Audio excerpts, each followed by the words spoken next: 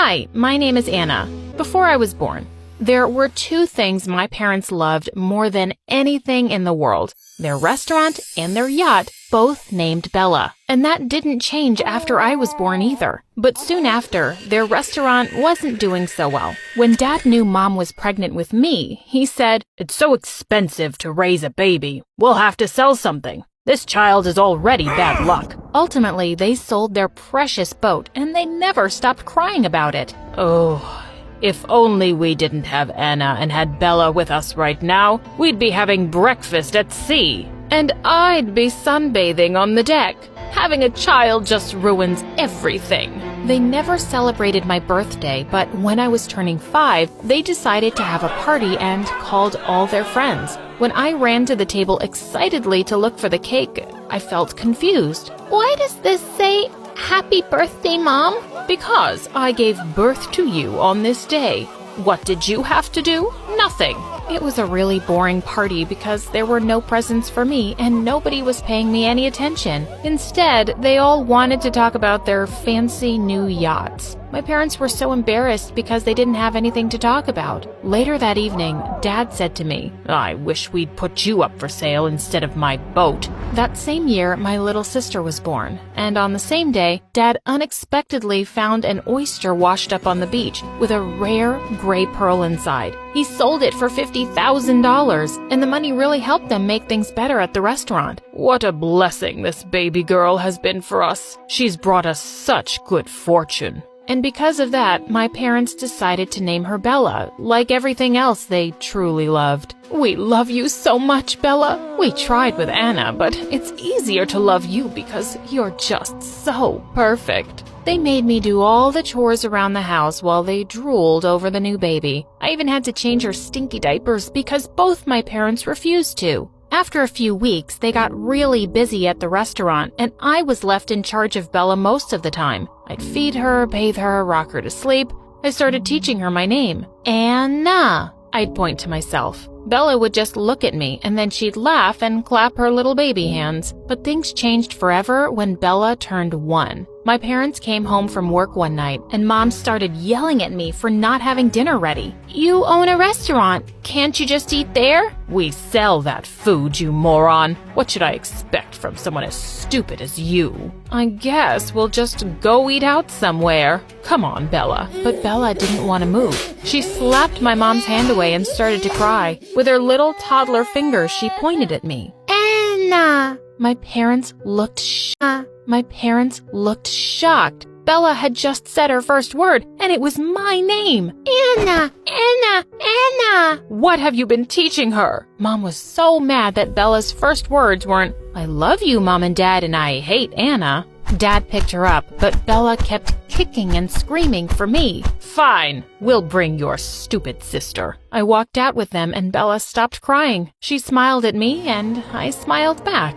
After that, Bella always had my back, and I always had hers. When I was in the 3rd grade, my parents took Bella to a boat show. They left me behind to clean the house, of course. When they got home, Bella ran to me and gave me a present. I was so touched. "I love you, Anna." It was a little red toy boat. I hugged her tight. When Bella turned 4, she had a phase where she wouldn't eat anything except hot dogs and ketchup. Her favorite part was when I squirted ketchup all over the hot dogs. "Ready, Bella? Ketchup party!" The funny fart noise the bottle made always made her laugh like crazy. When summer break was over and I went back to school, my parents had to hire a babysitter for Bella. One day when I got back, I could hear screams from one of the rooms. Just then, Bella came running out, holding a ketchup bottle and squirting it everywhere. "Ketchup party!" Behind her, the babysitter came out, drenched in ketchup from head to toe. "That's it!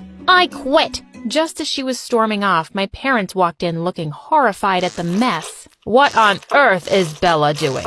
Did you teach her this?" "No, I did not teach her to spray ketchup all over the house." Mom caught Bella and snatched the bottle from her, glaring at me. I don't know how, but this is all your fault. Clean this up right now. Your fault. Clean this up right now and stop poisoning our little Bella's mind. Just as she was dragging Bella to the bathroom, she slipped on some ketchup and fell on the floor. Angry as I was that I had to clean up everything, that made me feel a little bit better. When I was old enough, my parents made me work at their restaurant. I thought it would actually be fun waiting on tables and meeting new people. But what was I thinking? They just handed me an apron and rubber gloves. You'll be washing the dishes. When I asked them to pay me, Dad glared at me. We already pay you by giving you a bed at night and a roof over your head. Don't be so greedy. To make matters worse, they'd make me pay for any food I ate there. But I became friends with the head chef, and I'd eat the food he gave me secretly in the back alley.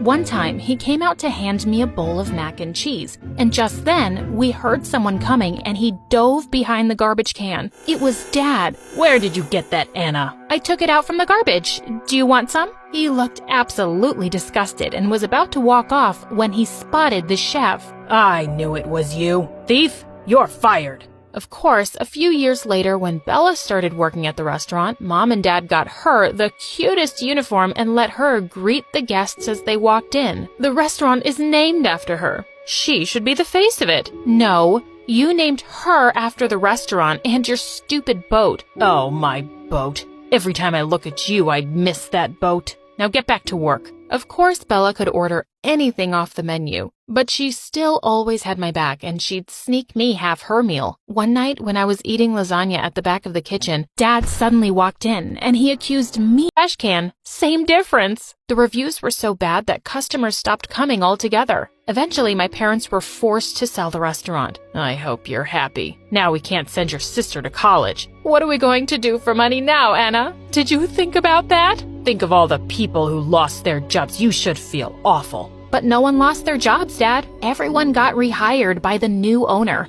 In fact, I'm also still working there, and I got a raise. I skipped off before Dad exploded. I knew I wanted to go to college, and living by the sea had always made me want to study marine biology. I got a loan, worked part-time, and put myself through college. I graduated at the top of my class and got a research job. I would spend days at a time out on the water, and I loved it. With the money I'd saved up from work, I eventually bought a cute sailboat. I could see my parents turning green with envy. I offered to take them around for a spin, but they refused to go with me. When Bella hopped onto the boat excitedly, she asked, "Have you named it yet?" "No, but what do you think about the Annabella?" Her face lit up. I really like that. And just like that, the Annabella set sail for the first time. A few days later, Bella came to me with a poster. "We should enter this contest." It was a sailboat race coming up in a few weeks, and there was a grand prize of $100,000. You think we can win? I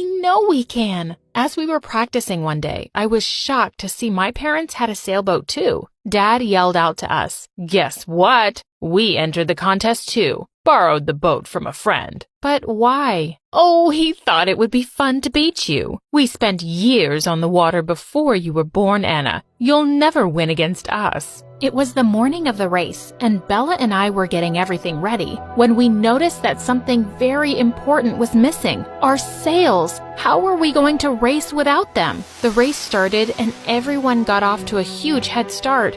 I could see my parents pointing and laughing at us from the water. "Good luck without your sails, Annabella." Of course they'd sabotaged us.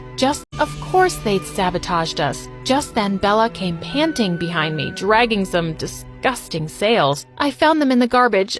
They smell so gross. We set them up, caught a big gust of wind, and took off. We were pretty far behind the other racers, but Annabella was a speedy little thing, and we'd been practicing a lot. We quickly caught up to the rest of the pack, but our parents had a big lead. The finish line was fast approaching. We'll never catch them. We're too heavy. I turned to see Bella strapping on a life jacket. "What are you doing?" "Win this race, Anna, for me." And with that, she jumped over the side. I knew she could swim like a mermaid, so I wasn't too worried about her. I immediately picked up speed after she jumped off. I turned around to glance at her once, and she yelled at me, "Catch-up party!" What was she talking about? I was right behind my parents' boat, and the finish line was only 200 yards away. That's when I saw a big squirt bottle of ketchup on the floor of the boat. "You'll never catch us, Anna. You'll always be a loser. It's time for a ketchup party." And with that, I got close enough and aimed it straight at Dad's face. He couldn't see anything, and his boat ended up getting stuck between two rocks. I could hear Mom and Dad yelling, but I went even faster and crossed the finish line. Bella ran up to me and gave me a huge hug. "We won! We won!